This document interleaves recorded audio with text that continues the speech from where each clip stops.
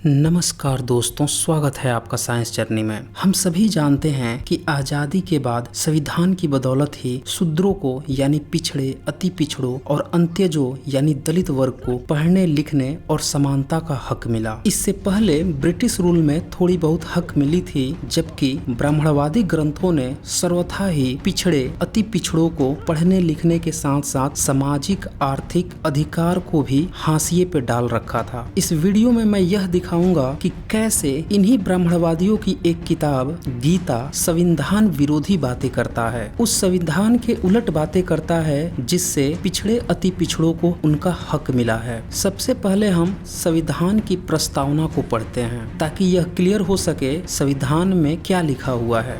हम भारत के लोग भारत को एक संपूर्ण प्रभुत्व संपन्न समाजवादी पंथ निरपेक्ष लोकतंत्रात्मक गणराज्य बनाने के लिए तथा उसके समस्त नागरिकों को सामाजिक आर्थिक और राजनीतिक न्याय, विचार, अभिव्यक्ति, विश्वास, धर्म और उपासना की स्वतंत्रता, प्रतिष्ठा और अवसर की समता प्राप्त करने के लिए तथा उन सब में व्यक्ति की गरिमा और राष्ट्र की एकता और अखंडता सुनिश्चित कराने वाली बंधुता बढ़ाने के लिए दृढ़ संकल्पित होकर अपनी संविधान सभा में आज तारीख 26 नवंबर 1949 ईस्वी एतद द्वारा इस संविधान को अंगीकृत, अधिनियमित और आत्मार्पित करते हैं। यानी संविधान व्यक्ति की गरिमा, समानता, उसके अभिव्यक्ति की आजादी और उसके अधिकारों को सुनिश्चित करता है, देश की अखंडता की बात करता है, जबकि गीता गृह कलश और उसके बाद एक दूसरे की हत्या को उकसाने के लिए प्रेरणा देती है, वो भी अपने ही बंधु बांधवों को।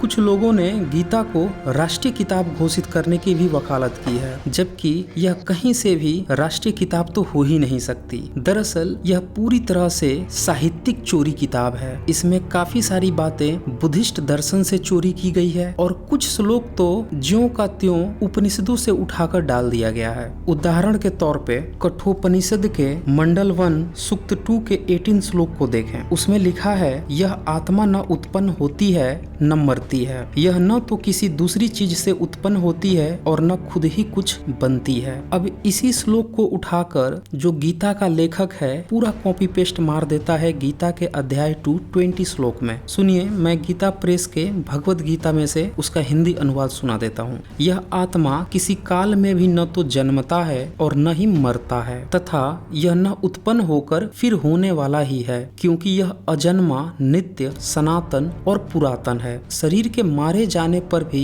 यह नहीं मारा जाता। एक और उदाहरण देखें, कठो उपनिषद के मंडल 1 सूक्त 2 19 श्लोक का हिंदी अनुवाद सुने। यदि मारने वाला आत्मा को मारने का विचार करता है और मारा जाने वाला यदि उसे मरी हुई समझता है तो वे दोनों ही उसे नहीं जानते, क्योंकि यह न तो मरती है और न मारी जाती है। अब गीता का जो लेखक है इस कठो उपनिषद के इस श्लोक को उठाकर गीता के अध्याय 2 के 19 श्लोक में चेप देता है। इसे भी मैं गीता प्रेस की किताब से इसका हिंदी अनुवाद सुना देता हूँ। उसके अध्याय 2 19 श्लोक में लिखा है, जो इस आत्मा को मारने वाला समझता है तथा जो इसको मरा मानता है वे दोनों ही नहीं जानते, क्योंकि यह आत्मा वास्तव में न तो किसी को मारता है और न किसी द्वारा मारा जाता है। ऐसे और भी बहुत से श्लोक हैं जो गीता के लेखक ने साहित्यिक चोरी करके गीता लिखा है और इसे कृष्ण नामक किसी ईश्वर की वाणी बताकर हत्या करने को प्रोत्साहित करता है। जरा सोचिए, एक साहित्यिक चोरी की किताब कैसे किसी ईश्वर की वाणी हो सकती है।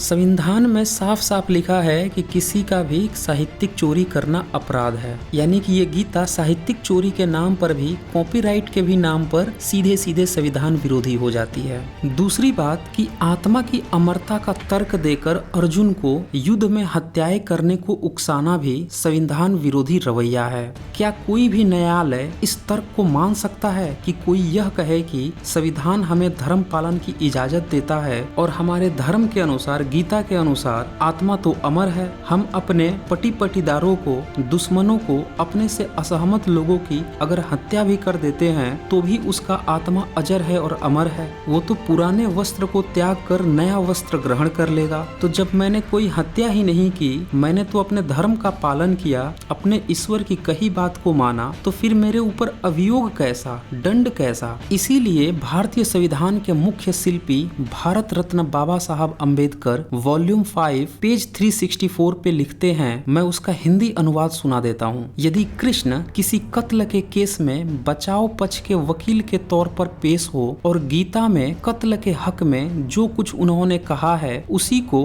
अभियुक्त के हक में तर्क के तौर पर पेश करे, तो इसमें जरा भी संदेह नहीं है कि उन्हें पागल खाना भेज दिया जाएगा। यानी न्यायालय खुद गीता के तर्क को खारिज कर देगा। यानी गीता संविधान विरोधी साहित्यिक चोरी भर ही है। कुछ और उदाहरण सुने। भगवत गीता अध्याय 2 श्लोक 23 में लिखा है, इस आत्मा को शस्त्र नहीं काट सकते, इसको आग नहीं जला सकती, इसको जल नहीं गला सकता और वायु नहीं सुखा सकता। क्या कोई भी न्यायालय इस तर्क को स्वीकार कर लेगा? क्योंकि संविधान तो शरीर की बात करता है, आत्मा की नहीं। किसी का भी आप सिर फोड़ दो, उसके शरीर के किसी अंग को काट दो, उसके शरीर पर आप चोट पहुंचा दो, तो ये अपराध की श्रेणी में आता है, क्योंकि भारतीय कानून शरीर को ही आदमी मानकर चलता है, न कि आत्मा को। गीता में बहुत से ऐसे श्लोक लिखे हैं जो पूरी तरह से संविधान के तो विरोधी हैं ही और बिल्कुल भी अनसाइंटिफिक है। अध्याय 2 के श्लोक 30 में लिखा है, हे अर्जुन, यह आत्मा सबके शरीरों में सदा ही अवश्य है, यानी जिसका वध नहीं किया जा सकता है। इस कारण संपूर्ण प्राणियों के लिए तू शोक करने के योग्य नहीं है। यहाँ भी कृष्ण की बताई गई यह वाणी कॉन्स्टिट्यूशन के बिल्कुल ही उलट बात करती है। अगर हम भारतीय कॉन्स्टिट्यूशन अनुच्छेद 21 देखें तो वह कहता है कि किसी को विधि द्वारा स्थापित प्रक्रिया को छोड़कर अन्य प्रकार से उसके जीवन से वंचित नहीं किया जाएगा। अर्थात विधि द्वारा स्थापित प्रक्रिया के बिना किसी का गला काटना, उसके पेट में छुरा या तीर मारकर उसे मारना आदि वर्जित है। लेकिन पूरे गीता में तलवार, भाले, तीर धनुष से ही लड़ाई होती रहती है। दरअसल गीता अपने बंधु बांधवों की हत्या करने के लिए उकसाती है और उसके लिए बिल्कुल ही खोखले अवैज्ञानिक तर्क देती है कि आत्मा तो अजर और अमर है। अब जब हम लोगों के पास इंडियन कॉन्स्टिट्यूशन है तो फिर इस गीता का क्या काम है जो इस तरह की फालतू और फलूदे वाली बातें कर रही हैं। दरअसल जो गीता में पात्र है अर्जुन, उसी उकसाती है गीता। और जब ये पूरी गीता समाप्त होती है तो उसके समाप्ति चैप्टर अध्याय 18 के 73 श्लोक में वह अर्जुन कहता है, हे अच्युत, आपकी कृपा से मेरा मोह नष्ट हो गया और मैंने स्मृति प्राप्त कर ली है। अब मैं संशय रहित होकर स्थिर हूँ, अतः आपकी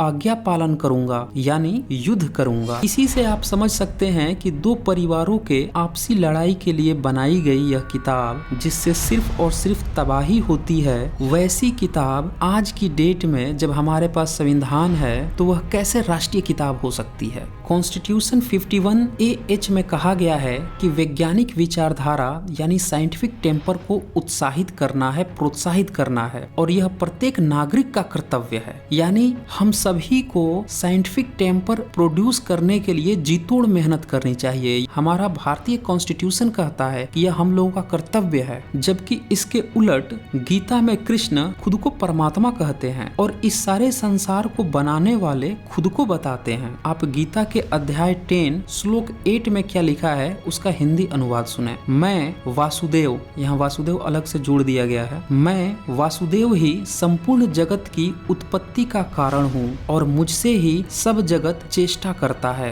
इस प्रकार समझकर श्रद्धा और भक्ति से युक्त बुद्धिमान भक्तजन मुझ परमेश्वर को ही निरंतर भजते हैं। तो जरा सोचिए कि कृष्ण परमात्मा कैसे हो गए। क्या यह साइंटिफिक पहलू है? भारत के ही कुछ और दर्शन है जो परमात्मा की पूरी तरह से बखिया उधेड़ देते हैं। उदाहरण के तौर पे सांख्य दर्शन, चरवाक दर्शन, बुद्ध दर्शन, जैन दर्शन और साइंस तो वैसे भी किसी भी परमात्मा को मानती ही नहीं। इसी तरह से जो गीता में आत्मा की बातें कही गई हैं उसको भी चरवाक और बुद्ध दर्शन पूरी तरह से जोरदार तरीके से खंडन कर देते हैं और साइंस तो वैसे भी किसी आत्मा परमात्मा को मानता ही नहीं। फिर गीता में पुनर्जन्म की बात कही गई है वो भी बिल्कुल अनसाइंटिफिक है। यहाँ तक कि दुनिया के बड़े बड़े मजहब और रिलीजन भी जैसे ईसाई, मुस्लिम, वो लोग भी आत्मा के पुनर्जन्म को नहीं मानते। तो इससे आप समझ सकते हैं कि गीता का जो लेखक है उसकी वाणी पूरी दुनिया तक में भी नहीं है कि लोग उसकी पुनर्जन्म की भी बात को मान लेते। ऐसे में ऐसी अंधविश्वास भरी साहित्यिक चोरी को भारतीयों पर थोपना वैज्ञानिक विचारधारा का विरोध करना या सीधे कहें कि संविधान विरोधी नजरिया है। यही नहीं, इंडियन कॉन्स्टिट्यूशन भाईचारे को बढ़ाने की बात करता है, भेदभाव को खत्म करने की बात करता है, जबकि गीता में तो भयंकर भेदभाव और वर्णवाद भी है। आप गीता के अध्याय 9 के 32 श्लोक को देखें, उसमें लिखा है, हे अर्जुन, स्त्री, वैश्य, शूद्र तथा पाप योनि, चंडाल आदि जो कोई भी हो वो भी मेरे शरण होकर परम गति को ही प्राप्त होते हैं। यानी कृष्ण यहाँ पे यह कह रहा है कि यह जो भेदभावी वर्ण है, वैश्य, शूद्र और जो लोग चंडाल हैं, पाप योनि हैं, वो सब इसी ने बना रखा है, तभी तो वो अस्तित्व में है। यानी ये जो भेदभाव हो रहा है शूद्र, वैश्य, चंडाल, पाप योनि के बीच में, ये सारा का सारा कृष्ण द्वारा ही बनाया गया है। यानी भेदभाव का असली रचयिता ही कृष्ण है। और इसका प्रमाण भी गीता के ही अध्याय 4 के 13 श्लोक में दे देता है। उसका हिंदी अनुवाद सुनाता हूँ, उसे सुने। ब्राह्मण, क्षत्रिय, वैश्य और शूद्र, इन 4 वर्णों का समूह गुण और कर्मों के विभाग पूर्वक मेरे द्वारा रचा गया है। इस प्रकार उस सृष्टि रचनादि कर्म का कर्ता होने पर भी मुझ अविनाशी परमेश्वर को तू वास्तव में अकर्ता ही जान। यानी कृष्ण यहाँ खुद ही उगल देता है कि ये जितना भी वर्ण का भेदभाव है सब उसी ने बना रखा है। आप देख रहे होंगे कुछ लोगों की स्थिति सुधर रही है बेसिकली, लेकिन चने की झाड़ पे चढ़कर खुद को क्षत्रिय बताते फिर रहे हैं। कारण उनको लग रहा है कि एक वर्ण छोटा होता है और दूसरा वर्ण ऊंचा होता है। यानी कि वर्णों में भेदभाव है प्रैक्टिकल तौर पे, और ये भेदभाव किसने बनाया है? कृष्ण ने बनाया। तभी तो वर्णों में भी होड़ है कि मैं तुमसे ऊंचे वर्ण का हूँ, मैं क्षत्रिय हूँ, तुम शूद्र हो, मैं ब्राह्मण हूँ, मैं चारों वर्णों में सर्वश्रेष्ठ हूँ। यानी कि गीता का लेखक सीधे सीधे भेदभाव की बातें करता है, जबकि कॉन्स्टिट्यूशन भाईचारे की बात करता है, बंधुता की बात करता है। यही कारण था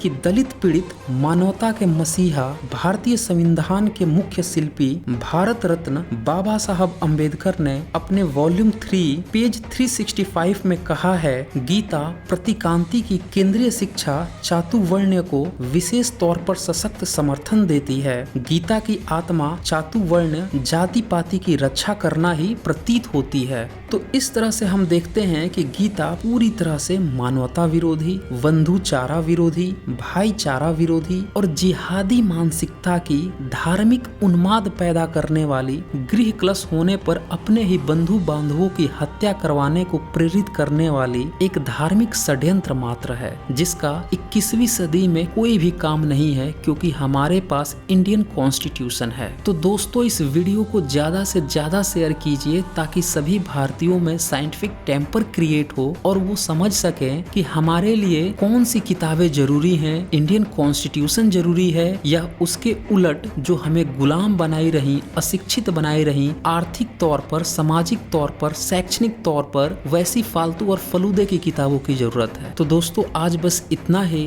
धन्यवाद।